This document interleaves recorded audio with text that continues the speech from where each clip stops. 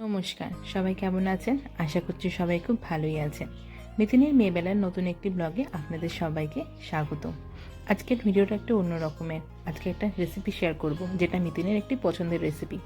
তো তার জন্য লাগবে গাজর, কড়াইশুঁটি, কাজু, ঘি, চিনি, নুন, আর লাগবে চাল, গোবিন্দভোগ চাল।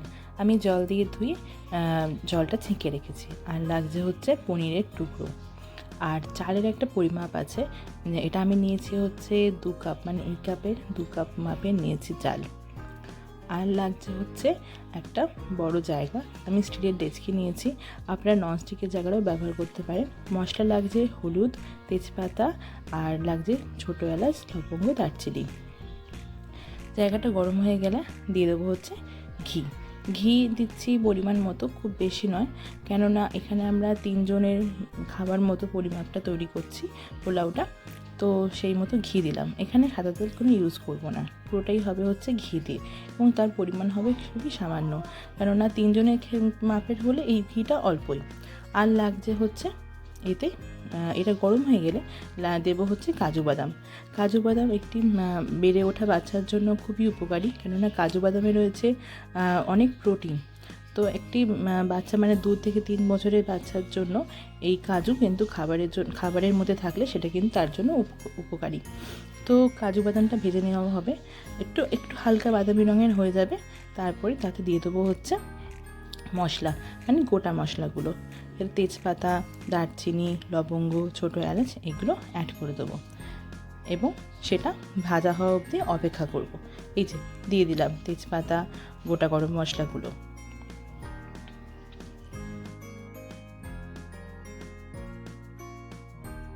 মশলাগুলো ভাজা হওয়া অবধি কিন্তু অপেক্ষা করতে হবে। মশলাটা না ভাজা হলে তেলের মধ্যে মশলার গন্ধটা কিন্তু ঠিকমতো আসবে না। আর কাজুগুলো ভাজা হয়ে গেলে কিন্তু তুলে রাখবো না, কাজু শুদ্ধই রান্না হবে পুরোটা, কেননা কাজুটা থাকলে কাজুটা চালের সাথে সেদ্ধ হয়ে যাবে। এবার তেলের আঁচটা, মানে জায়গার আঁচটা কমিয়ে নিচ্ছি, কেননা তেলটা খুব গরম হয়ে গেছিলো। তেলের জায়গার আঁচটা কমিয়ে নিয়ে আমরা দেবো হচ্ছে চালটা, মানে ধুয়ে রাখা চালটা। চালের মাপটা তো আগেই বলে দিয়েছি, 2 কাপ চাল নিয়েছি আমি এখানে। তো চালটা দিয়ে একটু ভাজতে হবে, কেননা চালটা না ভাজলে পোলাওটা না ঠিক ঝরঝরে হবে না, নয় আঠা আঠা হয়ে থাকবে। ওই জন্য চালটা একটু 1 মিনিট মতো ভেজে নিতে হবে হালকা আঁচে। আজ কিন্তু একদম কমিয়ে রাখা রয়েছে। আর তারপরে দিয়ে দিচ্ছি একটু হলুদ গুঁড়ো। চাল তো, মানে ভাত কতটা উপকারী বাচ্চার জন্য সেটা তো জানেনই আপনারা। ফাইবার আছে, কার্বোহাইড্রেট আছে, ভিটামিন আছে, আর আছে মিনারেলস চালেতে, মানে ভাত রান্না হওয়ার পরে এটা অনেক পুষ্টিকর হয়ে যায় একটি বাচ্চার খাওয়ার জন্য। তো চালটা ভাজতে ভাজতে দিয়ে দেবো নুন, পরিমাণ মতো আমি এখানে 2 চামচ দিচ্ছি, আপনারা স্বাদ অনুযায়ী নুনটা দিয়ে দেবেন। চালটা ভাজতে থাকবো। আর চালটা ভাজতে ভাজতে একটা কথা বলি, চালটা যদি ঠিক মতো, মানে বেশি ভাজা হয়ে গেলেও কিন্তু চাল শক্ত থেকে যাবে, আর কম ভাজা হলে কিন্তু চাল একদম ঘেঁটে যাবে। তো পোলাও করবার জন্য চালটা ঠিকমতো ভাজা কিন্তু খুব জরুরি। তারপরে দিয়ে দিলাম কড়াইশুঁটি। কড়াইশুঁটিতে রয়েছে প্রচুর পরিমাণে প্রোটিন, ফাইবার, ভিটামিন এবং মিনারেলস, যেটা বাচ্চাদের শরীরের জন্য উপকারী। এবং দিয়ে দিলাম গাজর। গাজরটা হালকা ভেজে রাখা হয়েছে, কেননা একটু বড় বড় করে কাটা। আপনারা কাঁচা গাজরও দিতে পারেন যদি এটা পাতলা পাতলা সরু সরু করে কেটে ফেলেন। এবং এই গাজরে কিন্তু রয়েছে vitamin A, B, C, vitamin K, fibre এবং প্রোটিন। তো গাজর, আমি কড়াইশুঁটি দিয়েছি, এখানে আরও অনেক সবজি দিলে আরও কিন্তু ভালো হয়। তো একটু সবজিগুলো ভালো করে ভেজে নেওয়া হচ্ছে।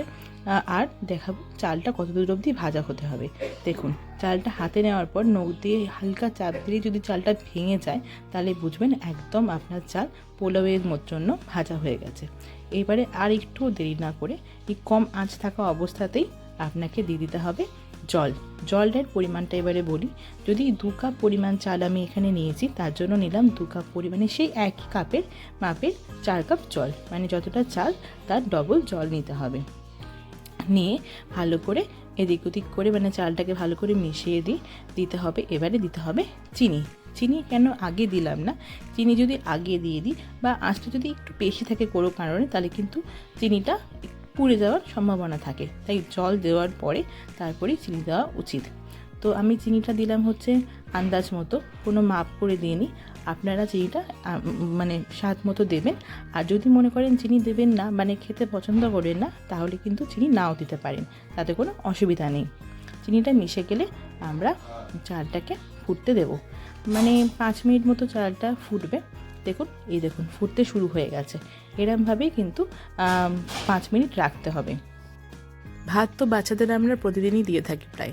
ভাতটাকে যদি এরমভাবে পোলাওয়ের মতো করে দিন, তাহলে কিন্তু ওদের খেতে ভালো লাগবে। ভাতে কিন্তু রয়েছে ফাইবার, কার্বোহাইড্রেট, ভিটামিন এবং মিনারেলস। এটা ওদের বেড়ে ওঠার জন্য খুবই দরকার। তো এইভাবে ফুটে গেলে আমরা আঁচটা কমিয়ে ঢাকনা দিয়ে রাখবো 15 মিনিটের জন্য।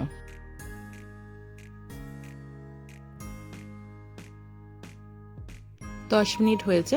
10 মিনিট পর আমি ঢাকনা খুলেছি। আমার স্টিলের জায়গা বলে আমি ঢাকনা খুলে দেখছি যে জল কতটা আছে, কেননা ধরে গেলে অসুবিধা হবে। আপনারা যদি ননস্টিকের বাসনা করেন তাহলে 10 মিনিট পর খোলার দরকার নেই, একদম 15 মিনিট খুললেই হবে। 10 মিনিট পর দেখলাম জলটা এখনও বাকি আছে একটু শুকানো, তো আমি আবার ঢাকনা দিয়ে 5 মিনিটের জন্য অপেক্ষা করলাম। 5 মিনিট পর ঢাকনা খুলে দেখছি যে হ্যাঁ, জল একদম কিন্তু শুকিয়ে গেছে। তো আমরা ঢাকনা দিয়ে রেখে দিলাম।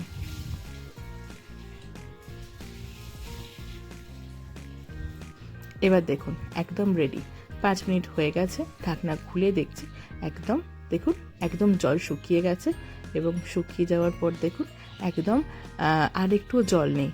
তো আমরা যদি এইভাবে পোলাওটা রান্না হয়ে যাওয়ার পরেতে আমরা এভাবে গ্যাসটা নিভিয়ে আরও আধ ঘন্টা অথবা 15 মিনিট মতো গ্যাসটা বন্ধ করে এই গরম আঁচের ওপরই জায়গাটাকে বসিয়ে রাখতে পারি, মানে পোলাওয়ের জায়গাটা বসিয়ে রাখতে পারি, তাহলে কিন্তু একদম ঝরঝরে পোলাও হয়ে যাবে।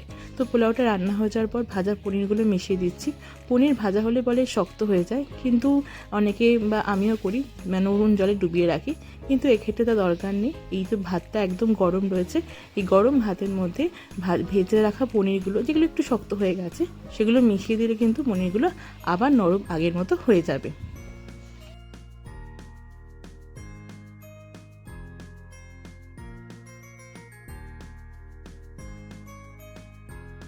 তো আজকের এই ভিডিওটি মানে এই রেসিপিটা কেমন লাগলো আপনারা কিন্তু জানাবেন কমেন্টের মাধ্যমে। আর যদি ভালো লেগে থাকে আজকের ভিডিওটা, তাহলে একটি কমেন্টও করবেন এবং লাইক দিয়ে দেবেন। আর আর মিতিনের চ্যানেলের এরকম ভিডিও যদি ভালো লেগে থাকে, তাহলে মিতিনের মেয়েবেলা চ্যানেলটি অবশ্যই সাবস্ক্রাইব করে রাখবেন।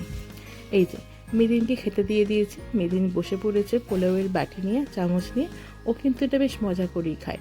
আপনারাও দিতে পারেন আপনার বাচ্চাদের, এটি একটি পুষ্টিকর খাবার। আমি এখন মিতিনকে রাতে দিয়েছি, রাতে সচরাচর ভাত দিই না, রুটি দিই। তো আজকে মনে হলো একটু পোলাও বানিয়ে দিই, শীতের রাতে গরম গরম পোলাও কিন্তু ভালোই লাগে।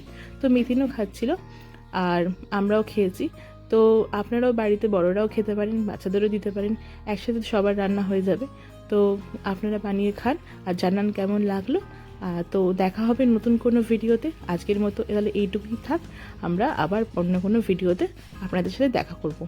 সবাই ভালো থাকবেন আর সবাইকে ভালো রাখবেন। আর আজকের মতো টাটা।